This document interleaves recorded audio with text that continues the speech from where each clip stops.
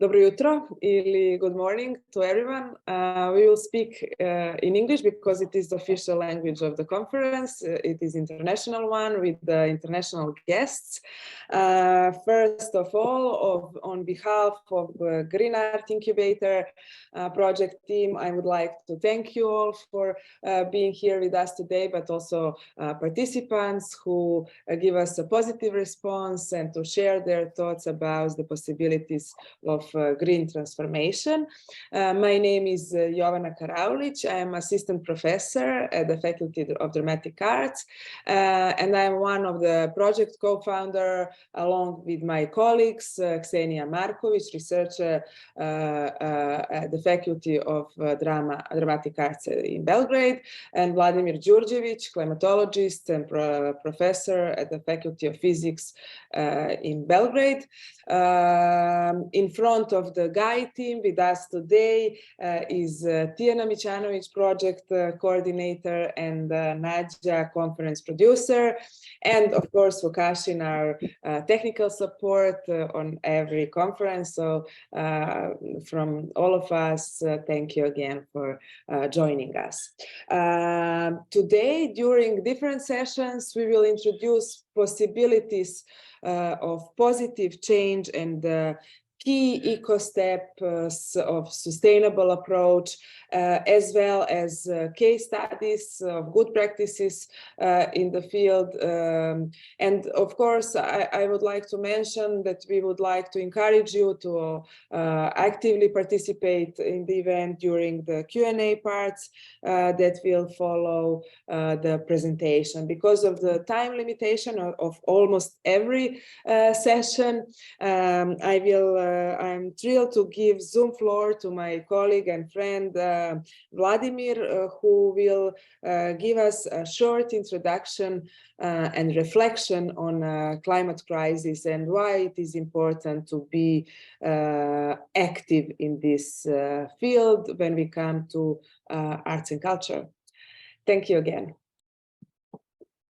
Okay, hello. Everyone from my side also. It is really great that we have you today on this conference, and I think that we will have fruitful conversation today and to come up with some new ideas, new collaboration, and let's say general step forward in this field. For the beginning of the conference, we decided to give you some kind of short update related to the climate crisis, and because it's the reason why we are here today. So we are still trying to find the solutions, and we are still trying to find ways how to solve this problem. So in that sense, I prepared just few slides to talk about the current situation, and I will share my screen right now.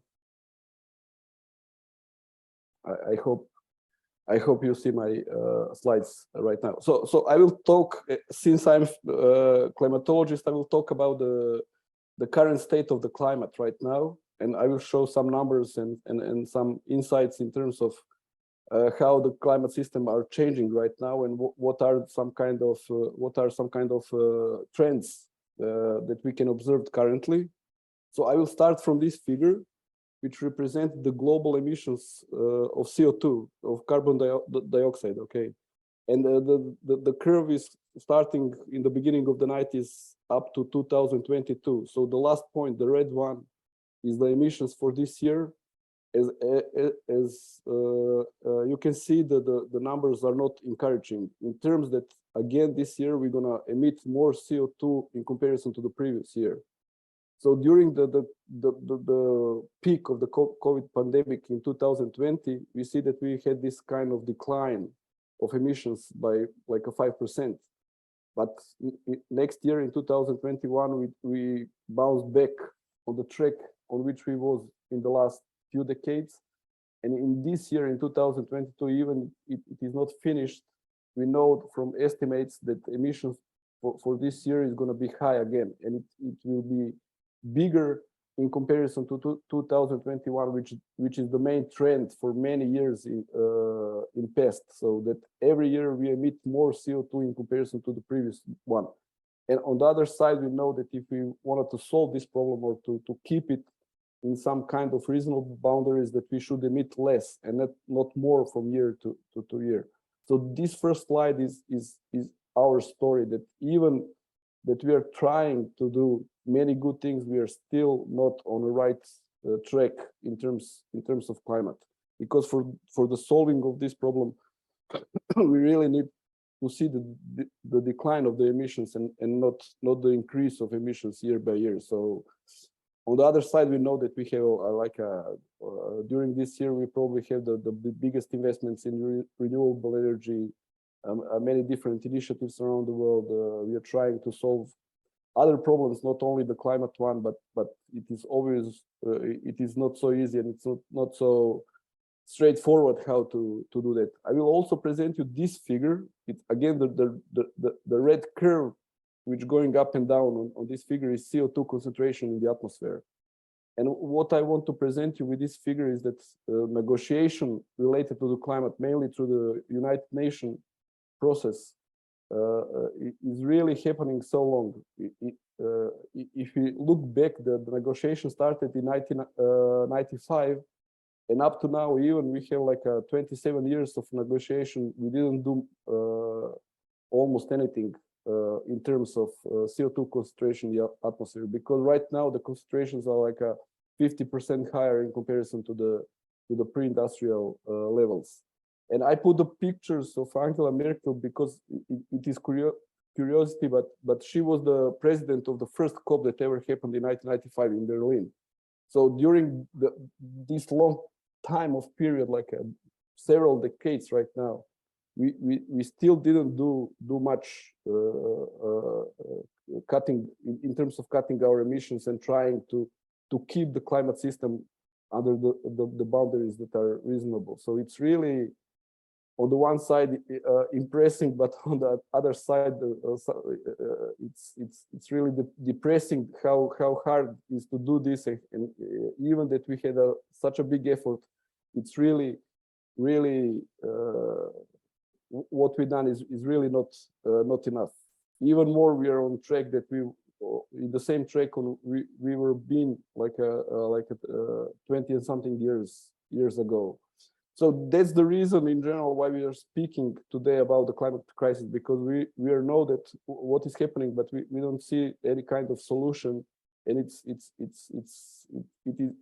discouraging. And one of the reasons to try to do something is to involve as many people we can inside this story, and to try to find the solutions maybe somewhere we didn't know that solutions exist.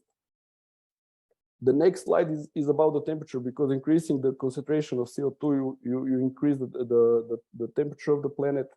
And the estimate for this year is that this year is going to be like a 4th or 5th warmest year ever in terms of average global temperature. So not only in terms of CO2, but also in terms of temperature, we are on the same track again for many years in the past.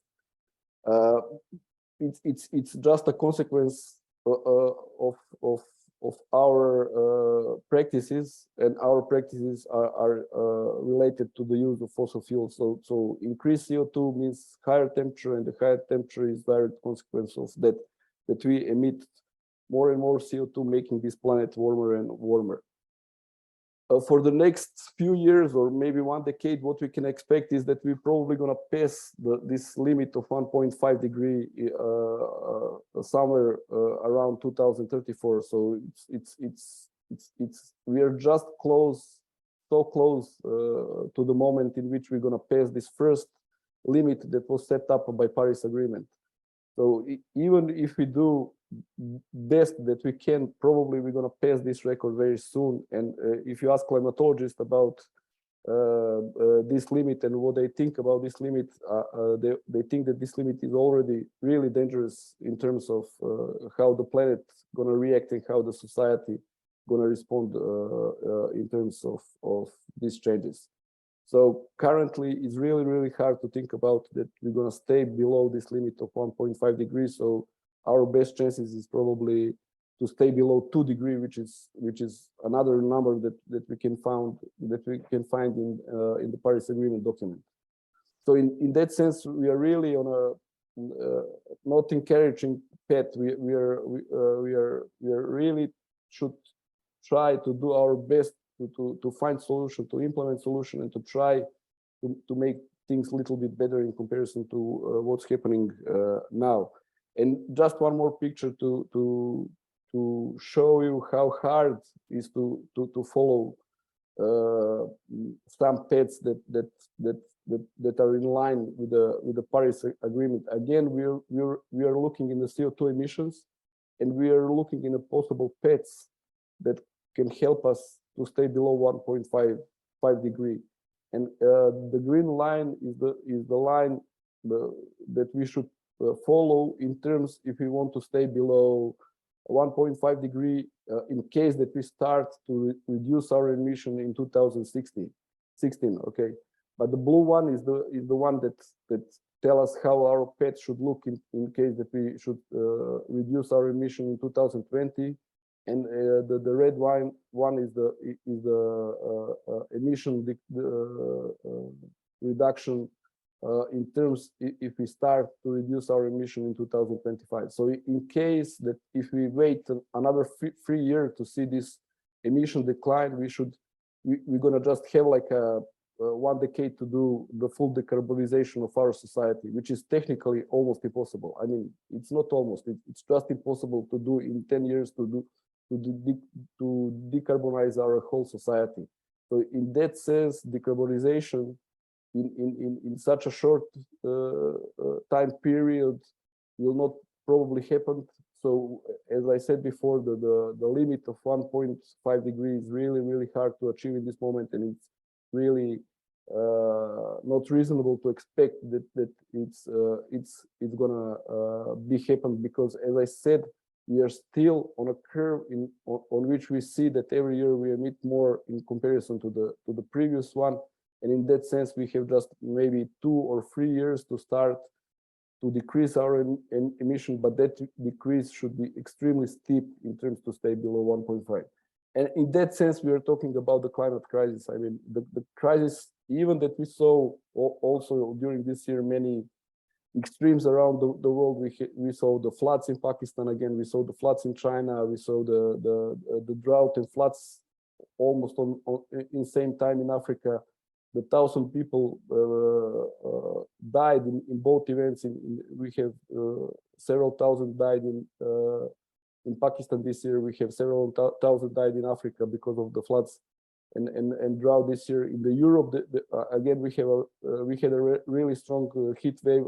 The recent reports tell us also that few thousand people died in Europe because of this heat wave. In the United States, we have just one strong storm with material damage of over $60 billion during this year. So it's even these numbers sound like a crisis. We are not still in the crisis that we can expect in the future. But current crisis is it just because we have such a short time of period to do something. So we don't need to wait any moment or any day in ahead to do something. We just need to do something to try to change these paths, these paths that are not encouraging. So in that sense, that's the reason why we have this conference, why we talk about the green transformation, not only in terms of technical issues or not in terms of some kind of large scale project and governmental project, but we should talk about the climate crisis in terms how we can change each part of our society to be closer to some safer solutions of the future, and probably the culture and arts should be one of the places in which we can talk about that, and from this point of view give really contribution to try to make things better in terms of future changes in climate. Okay, that was my short introduction. It was just, let's say, the short reminder why we have this conference and why we talk about this in this moment, and also in last few years since we started Green Art Incubator. But I'm sure that other participants today that will share their knowledge and their experience in this field will tell us that many of us thinking about this on daily level.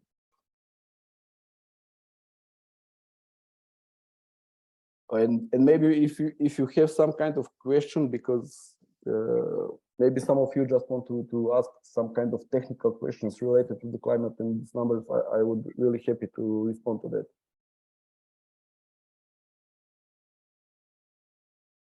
Okay, if not, at the end of the session, we will also open the Zoom floor for questions and for the dialogue, because we think it is really important to make it as much as interactive as it's possible.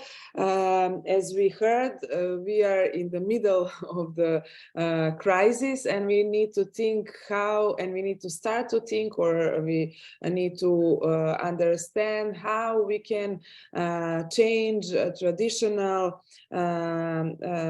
structures or old structures into new paradigms. And this is something that we need to look from the perspective of systematical changes, not individual one, but also we need to think about the values within it, within this framework, through the notion of solidarity, community, and the capacity building in a sense of education, and building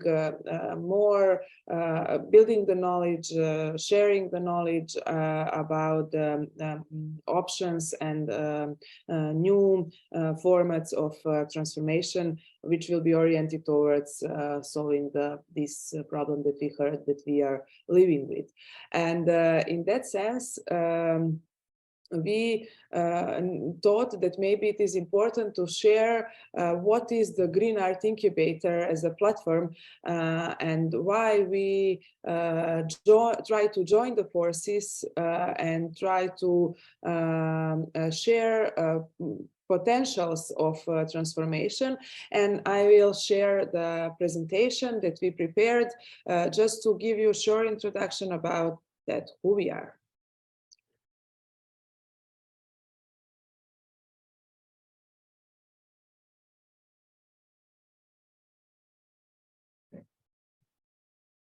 So I will just shortly go through it, that we are a platform which is working on our activities with in a collaboration with the Faculty of Dramatic Arts in Belgrade and the Faculty of Physics, which means that we are interdisciplinary oriented platform, and our activities usually are oriented towards different kind of activities through these two lenses, arts and climate.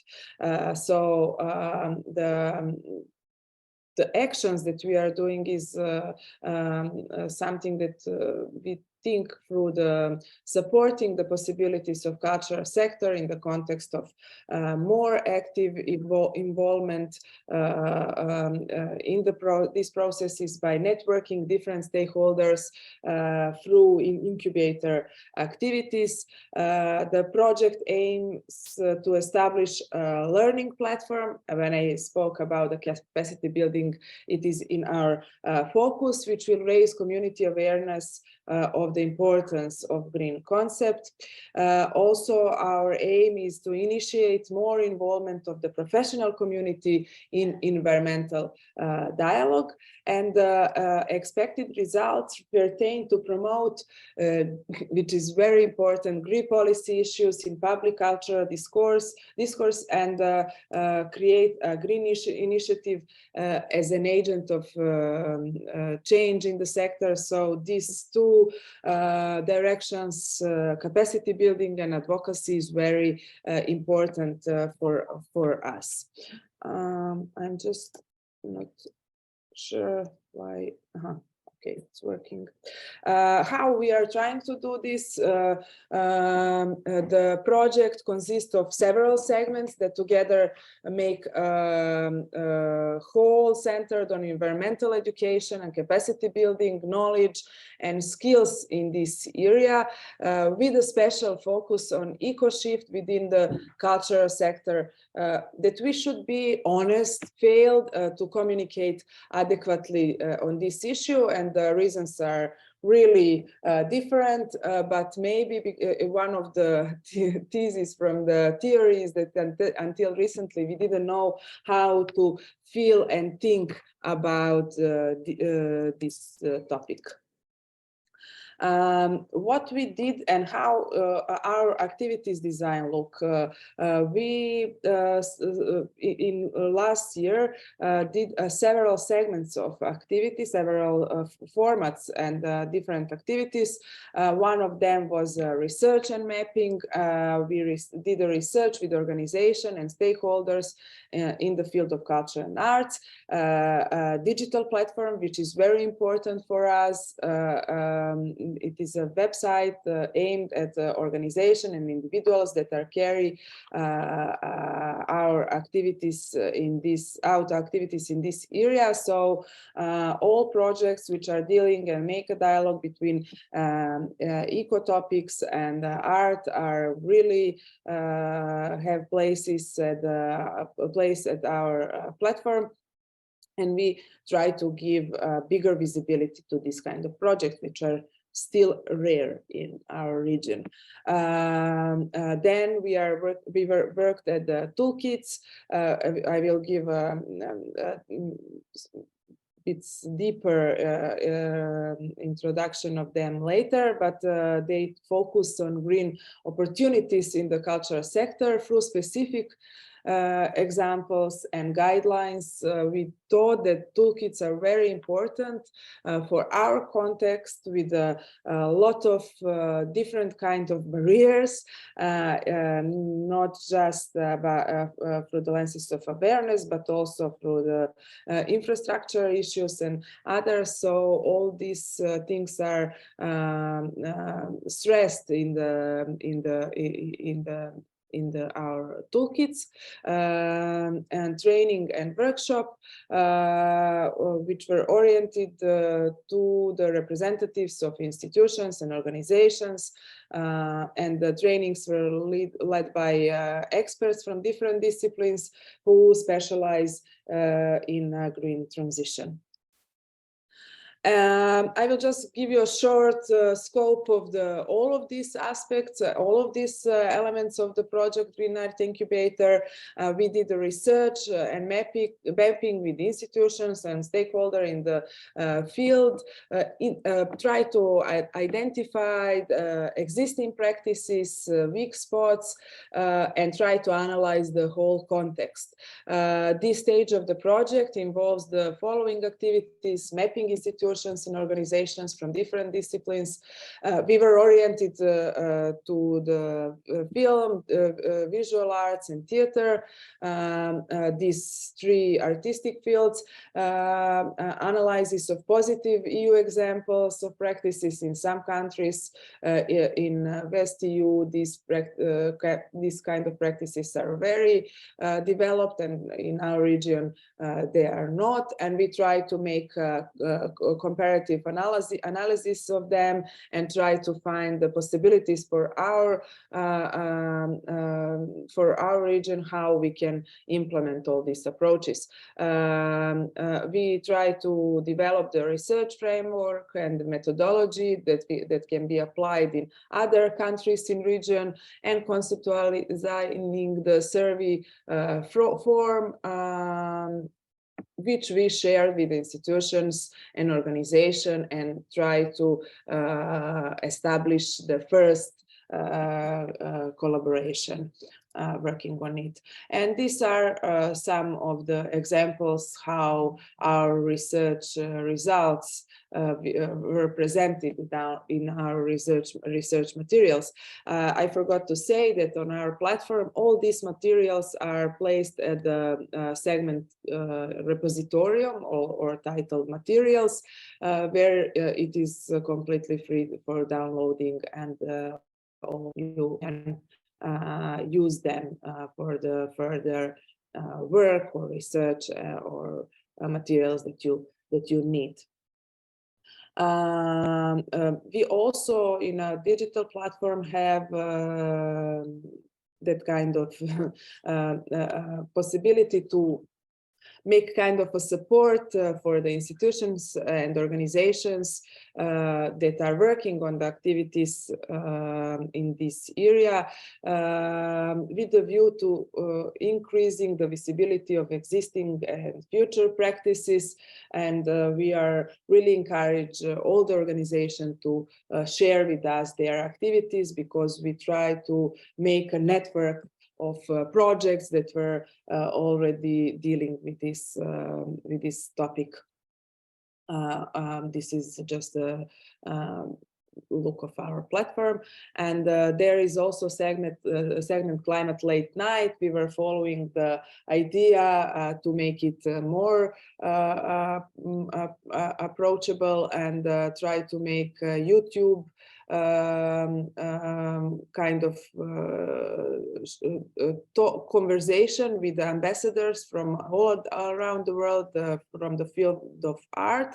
So one of the first persons with whom we make a dialogue was Josh Fox, who is really important director from the field of film directing, but also who is dealing with the topics of climate crisis. And I'm really give you some kind of suggestion to see this episode, which is on our YouTube channel. I forgot to say that he was Oscar nominee, Emmy awarded director, and his movie Gasland is available on the internet, so you can find it easily. And I'm really suggesting to see it, or you can just take it as a QR code from here. And one of the maybe most important parts of our activities are trainings and workshops for representatives of institutions and organizations. And these trainings were led by experts from different disciplines,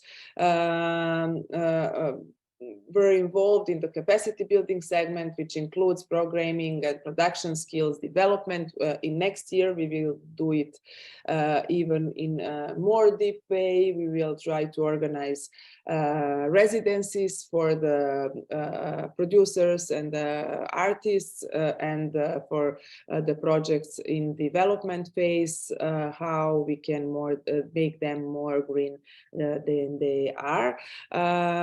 This project segment includes local and international lectures from different disciplines, and you can see on the presentation who were our experts, very well known people from this field in European context.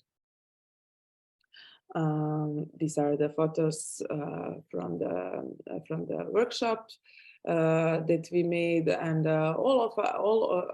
we from Green Art Incubator are very satisfied that people really react on our activities.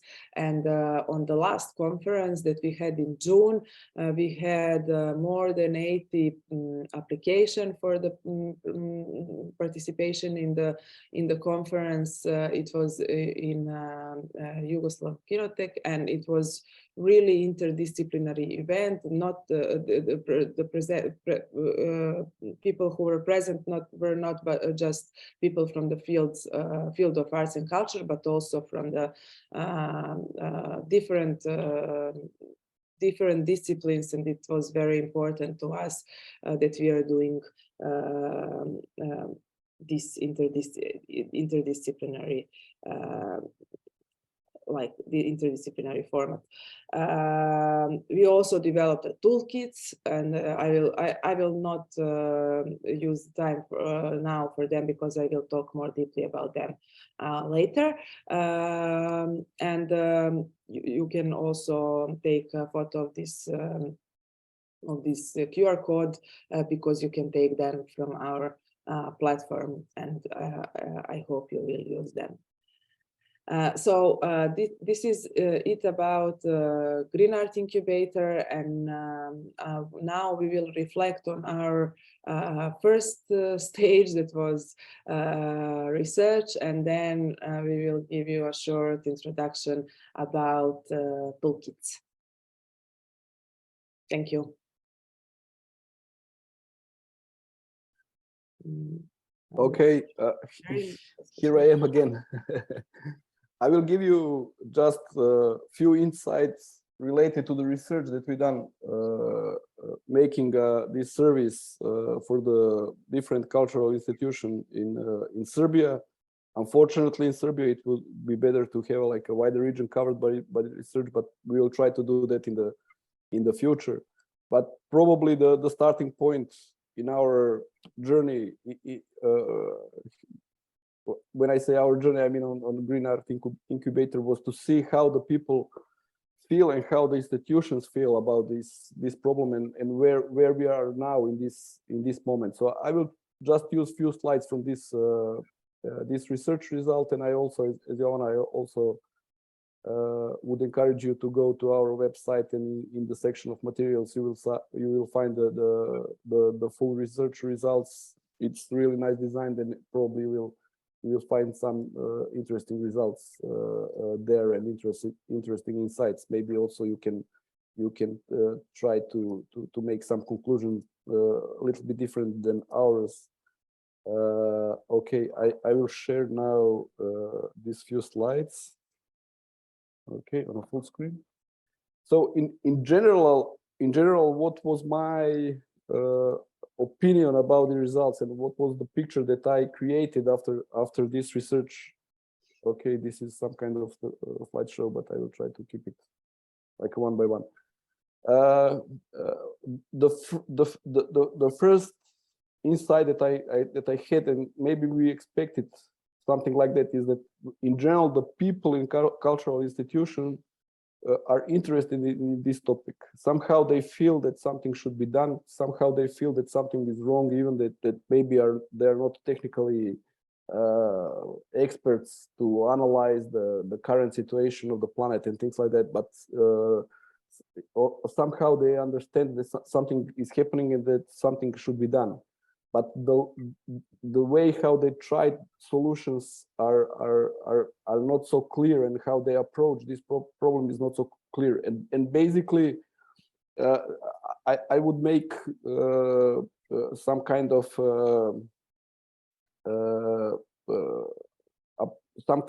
understanding how people approach this problem. I will make two groups. One groups of ways how you can approach this problem is on this personal level. When you see that something maybe is wrong, or that something is happening, and you try on the personal level to implement some kind of solutions. And on the other side, we have we can have these ideas or programs or actions that are more institutional and supported by institutions. And when we talk on this personal level, we see that people starting to do some kind of things, okay, so to take some kind of activities that can be seen as a sustainable one. Okay, the slides are in Serbian. I'm sorry of that, but on the other side, the majority of us here are from understand Serbian. Okay, but on this slide is just results related to the question about the reusable cups. How many of people in the institution use the reusable cups instead of use the plastic bottles for the water, or maybe other things that use just one and then throw to the garbage? And we see that in this case we have some kind of encouraging results. Okay, there is no way to expect that everybody use reusable cups, but somehow there is some encouraged number of people that really use them, like always, and on the other side, the majority of answers was that some of the people already use it, and in that sense, this is the example that on that this personal level, people are really try to do something, even they probably understand it's not enough, but they try to do something which is which is directly in their hands, some to make some decisions that only depend on them. And in that sense, this result is encouraging. So the people would like to do something, and on the personal level, they're ready to do some kind of changes. But what is not well seen after that is that there is no institutional support, strong institutional support that should lift up these personal changes on some kind of higher level in terms of support, not just to be personal action, but to be some kind of institutional action. Another part of the story in which we saw that some kind of improvements can be happened, it's related somehow on the lack of money in the budgets. Okay, let's say this is the example of reuse of materials in terms of preparation of theater show, or maybe this is from the film, I'm not sure, but reuse of materials, it's often present, not because the institution maybe is aware of this ecological crisis, of climate crisis, and try to reduce its footprints in terms of materials, but because there is not enough money to start from the beginning every time you have some kind of production. So in that sense, I mean, it's on the one side you can see it as a negative result because it's driven by lack of money, okay, but by lack of budget. But on the other side, it can be seen as encouraging because maybe with the less resources we can maintain some kind of expected level of production even in the future. Okay, so maybe we don't need such a high budget sometime to create something which is expected from us. Also, the area in which we saw some kind of, let's say, improvements or better practices is related to some changes in way how we operate in the last year, especially because of digitalization. Okay, so in terms that digitalization is taking our lives, let's say, so some kind of practices that were not so sustainable in the past maybe are just changing in the way that are more sustainable. So there is no many institutions reporting that they don't do like a extensive printing or preparation of different materials in physical form, but they try to take more digital approach in which you don't print things, you don't create physical objects that will be thrown in one moment and finished in the garbage, but more to be, let's say, more in this sense, maybe more environmental friendly way to just have this digital communication with the audience or in the marketing or in promotion of your project, etc. So this is the three examples in which we saw some kind of potential improvements. So for me, the most important is that people have that kind of internal feeling that something should be changed and that they are ready to take some kind of personal changes to just tackle this problem or just to try to give their some kind of their small personal solution or some kind of small personal action that can be seen as a step forward. Unfortunately, many of these actions are related to this kind of, let's call, recycling world or reusing world. Okay, so many of the people see that the area in which they can operate are related to materials or to some kind of recycling. but still people don't see the energy use as some kind of area in which they should operate. So in terms of energy use, we don't see some kind of decisions that are personal, but that are related to the energy use, but mainly these personal activities are related to some kind of materials management. So I will try to finish on this side on personal activities that or personal level that results is it should be seen as encouraging, because as I said, the people are feel that something wrong and they are ready to act on that. But on the other side, when we step in the area of this kind of bigger problems or structural problems, almost nothing happened in the case of Serbia. So this slide is about it's about energy efficiency of the buildings, okay, because the buildings are great energy users, let's say, okay, you during the colder part of the year you need a lot of energy to make them warm. During the summers, because summers become hotter, you use a lot of energy to cool down the temperature to make these buildings pleasant for the people who are coming there. And in that sense, we didn't find that there is some kind of general understanding that use of the energy is crucial in terms of this green transformation, so that none of the institutions really had any kind of institutional decision to try to make their buildings or their operates to do more energy efficient. And on the other side, we also didn't saw that institutions are really aware that some kind of alternative energy sources should be used, or should be at least try to think about how to have this kind of alternative energy approaches. The situations is a little bit changed maybe in just last year, because right now we have several examples that institutions started to think about alternative energy sources or renewable, because now that in this ethnographic museum in Belgrade, they installed the solar panels. A few days ago, we have also announced that solar panels will be introduced to National Library, or they are already introduced. And we know that Faculty of Dramatic Arts also started the project to install the solar panels on their building.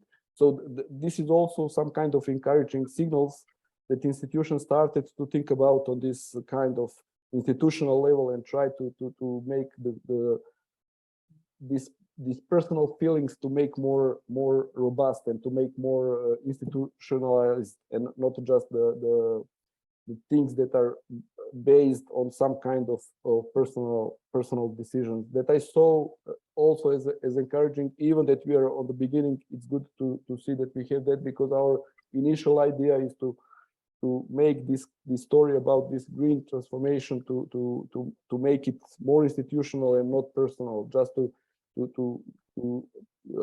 tell people that the situation is serious, and to tackle such a serious situation, it's not enough that everybody of us do some small things, but it's more important that institution understand that, and that the institution need to step in as examples how this transformation can happen. Of course, institutions are limited to some kind of wider, let's say, wider space or wider framework, because even if you're an institution, you need to have some kind of support from the government or some local governments, or some wider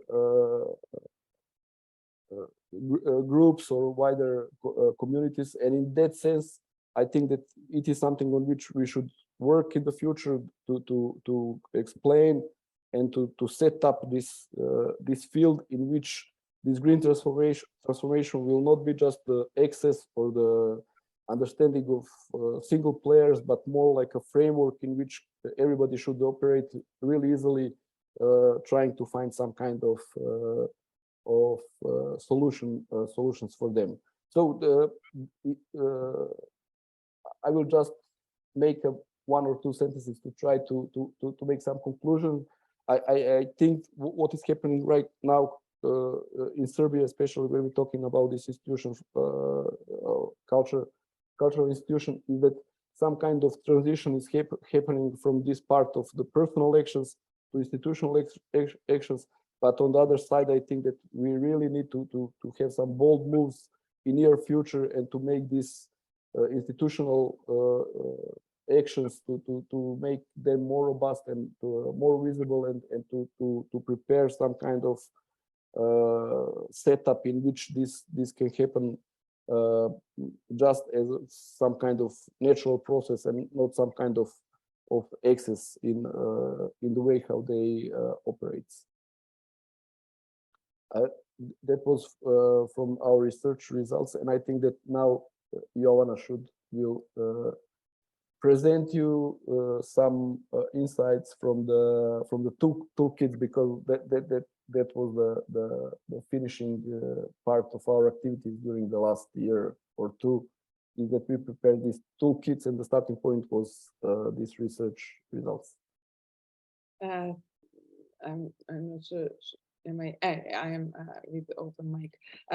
Thank you, Vladimir, for these insights. I hope that it was interesting to you to see how research can show us the status of our organization in the sense of possibilities of transformation. As Vladimir said, it is time to act. Professionals are aware about the problem. Awareness is here. So it is not about the awareness. It is about building knowledge and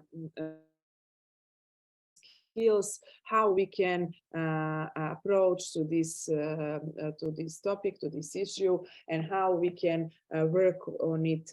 As I said at the beginning, it is also part of the values, how we can share togetherness and solidarity, and share the insights, how some institutions react on the green transformation, and to share the agenda with others. So I will just give a short introduction about the framework of toolkit. So I will ask Lukashin to put the presentation, who will work in a slideshow format, because it is in Serbian, and we don't have time to go to all the toolkits, because they are wide in their perspectives, but you will see some different segments, and I will try to summarize them. The objective of the series of toolkits is to contribute to understanding the necessity and learning about the real possibilities of green transformation in work procedures, relying on current policies such as the adopted strategy documents of the national regulation and the European Union. There are several these kind of documents, including international agreements such as Paris Agreement, Sofia Declaration, and others, as well as the experiences of the past successful European and non-European practices. By adopting the guidelines from the manual, internal changes related to the way production houses work are initiated. The adoption of more environmental sustainable work procedures, but also significant changes in the kind of external actions, reflecting on the field, redefining the social role of art and creative industries as an agents of change. We try to give insights or possibilities through animation of the audience on the wider community, and encouraging community participation in dealing with this topic. We think it is very important for organization to make it as wide as possible, and to animate the participation of the wider community. The toolkit is designed to enable deep understanding of the climate crisis. So the first part of the toolkit is the introduction of climate crisis, as you heard today, and the ways it will affect creativity, market, industry, activities that productions, and also to show the activities that production can undertake in that context. After these two, let's say, introductory part about the climate crisis and green transformation in these three fields, because we made the three different toolkits for the visual arts, film industry, or audiovisual industry, and performing arts.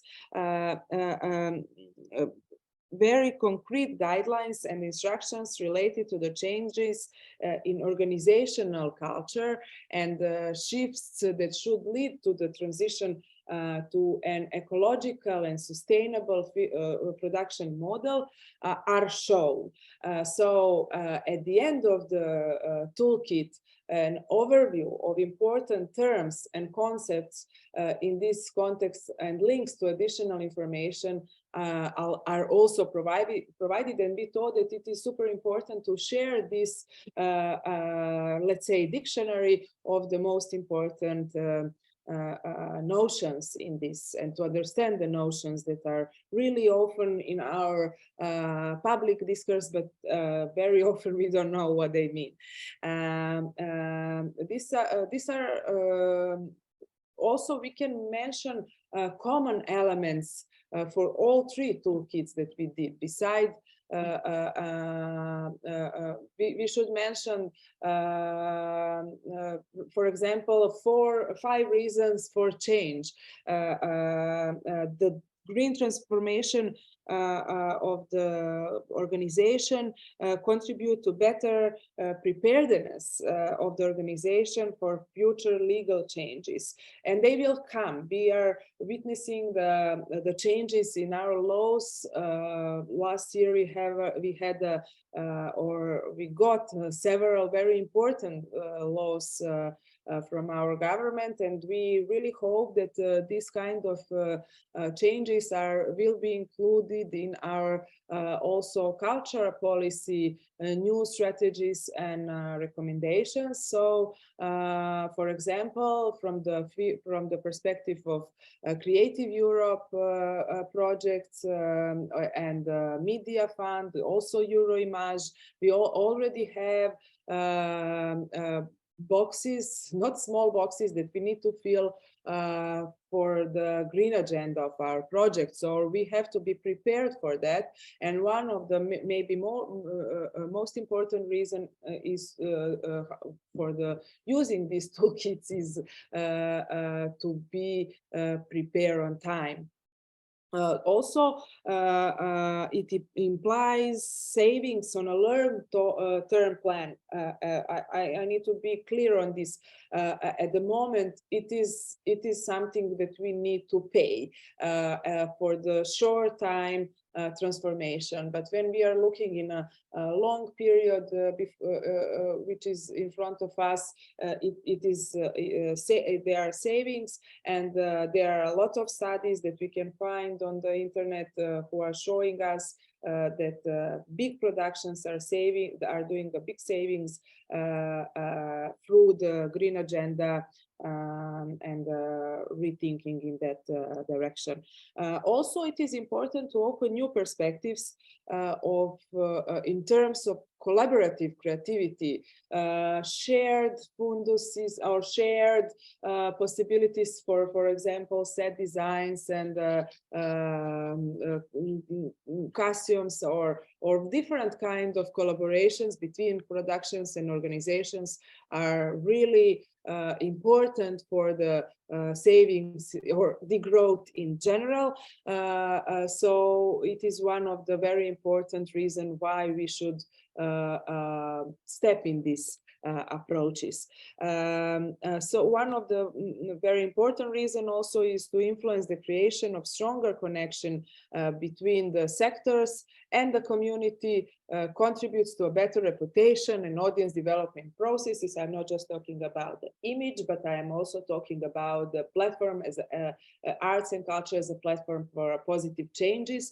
And we need to think always through our projects about the values that we share with our audience. And also one of the reasons is to encourage creativity and innovation. We need to think about the crisis as a possibility of innovation, and because we are always in some crisis, so this one is really extremely important for our future, and we need to think about this crisis as a possibility of innovation. When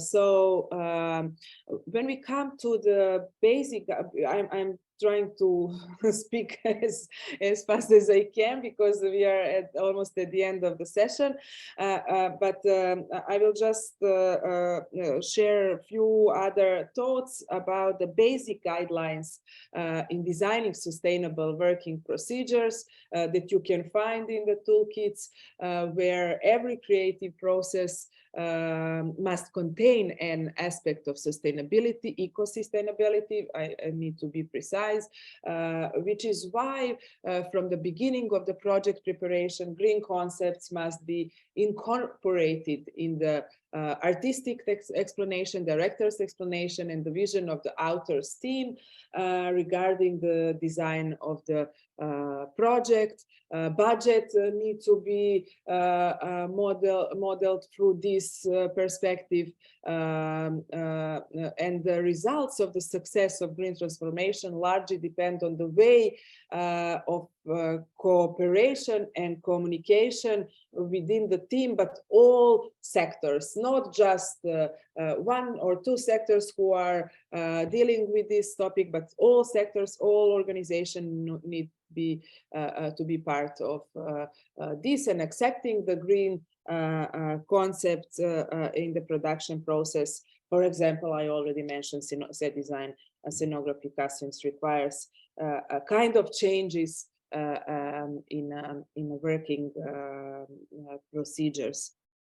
Another part in all three toolkits in a relation to the research framework and reflection of research that Vladimir mentioned at the beginning, somehow find their places in creating a green transformation plan. And when we come to, let's say, in order to make the goals and the direction of green transformation process,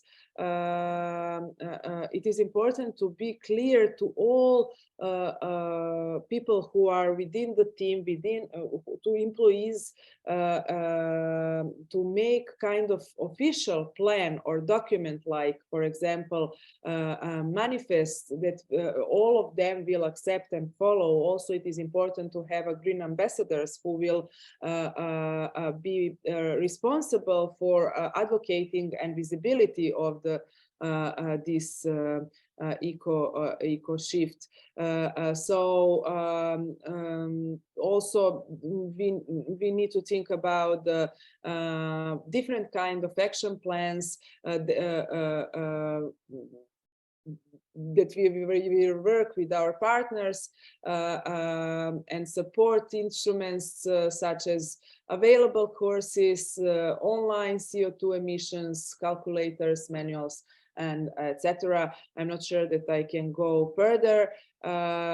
We can speak about the differences between the fields, the disciplines. Of course, the production procedures are not the same in all these three artistic fields, but each of them are placed in the context of our region, or even more precise, in Serbian context, and all of them, they have differences in pre-production, production, and post-production, with all infrastructural barriers in our minds. And I will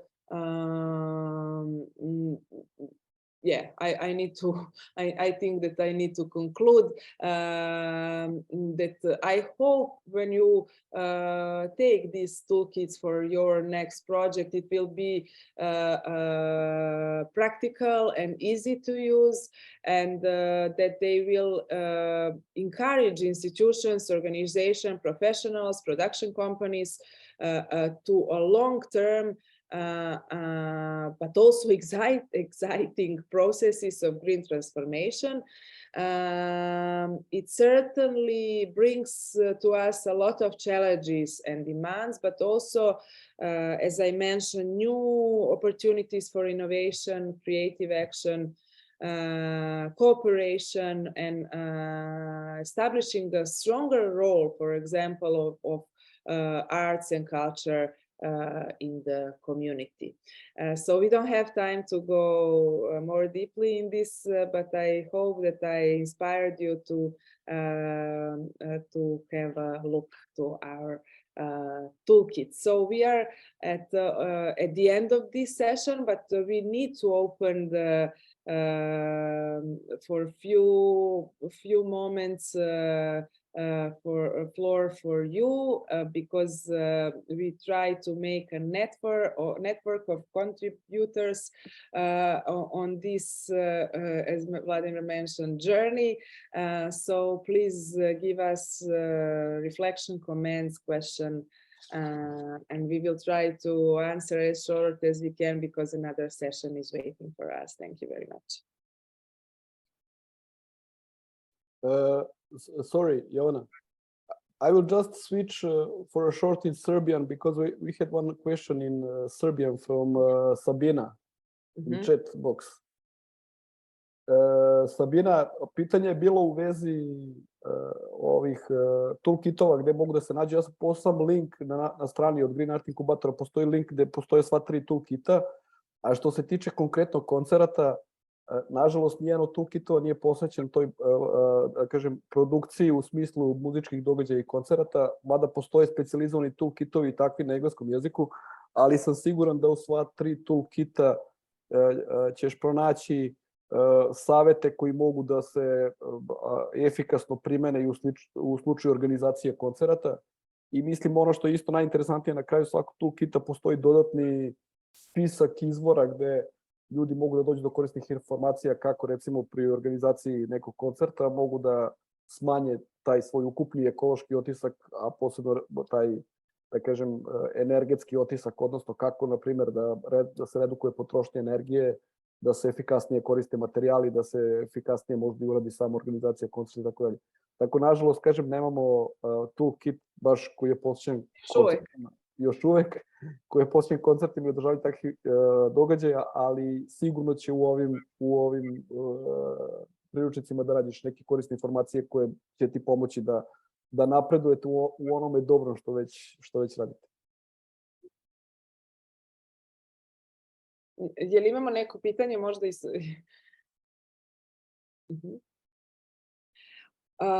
Okay, then we will close this session, and we of course invite you to the next one. It will be super excited to hear case studies and very special examples of dealing with the green topics or climate crisis topics, and I am giving the floor to Nadia, and I think that we don't have a possibility to make a pause, so we will just continue. Yeah.